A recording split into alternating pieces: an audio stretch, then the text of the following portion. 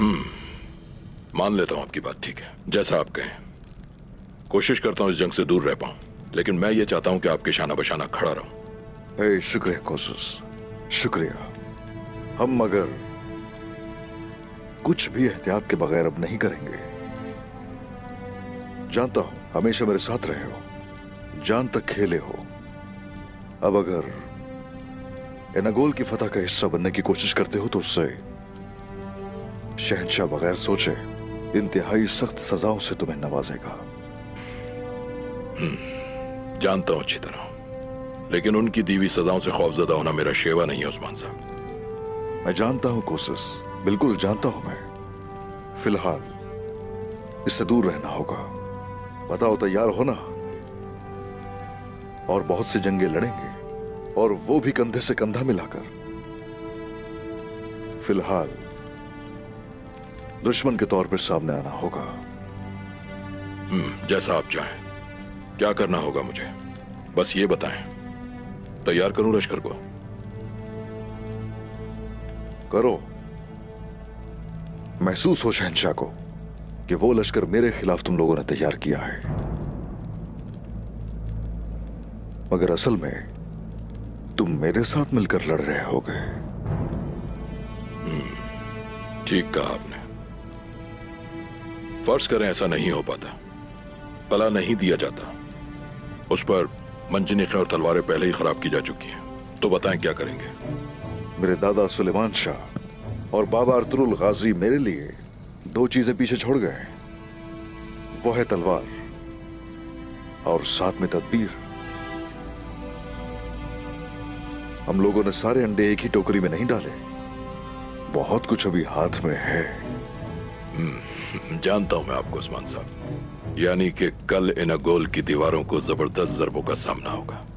अगर तो कले की सरहदें हमारे हवाले ना की गई तो यही होगा।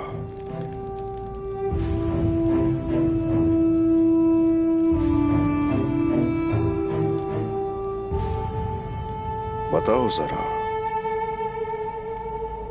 ये सब क्या है? बदला हुआ महसूस कर रहा हूं अपने आप को। वजह नहीं जानता, बस लौटना नहीं चाहता वहां, उस गंदे माहौल में। पता नहीं क्यों, या तो पता नहीं मैं पहले की तरह जवां मर्द नहीं रहा, क्या पता। मुझे लगता है मेरी रूह बदल चुकी है उस्मान साहब, उन गद्दारियों और उन साजिशों से नुकसानात उठाकर थक चुका हूं। जान नहीं पा रहा हूं कि वो क्या रोशनी है जो मैं देख रहा हूं। जब मैं जख्मी पड़ा था और मेरे पास बैठे अदब अली साहब दुआ कर रहे थे, मैं बिल्कुल नहीं समझ पा रहा हूं। ऐसा महसूस हो रहा है जैसे कि कोई रोशनी मेरी रूह में बेवस्त हो रही है। हालांकि वो इंतहाई महदूद लम्हे के लिए हुआ था, लेकिन वो लम्हा मैं भूल नहीं पा रहा हूं। कोशिश इसे कहते हैं मेरे रब की रहमत, ये उसका करम है। जिहाद के लिए निकलते हुए अंदर यही आग जल रही होती है।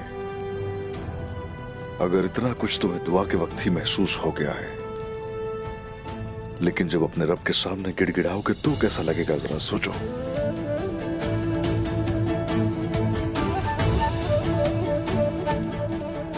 दुरुस्त राह पर हो मेरे रब, इंशाअल्लाह सिर्फ जंग के लिए ही नहीं,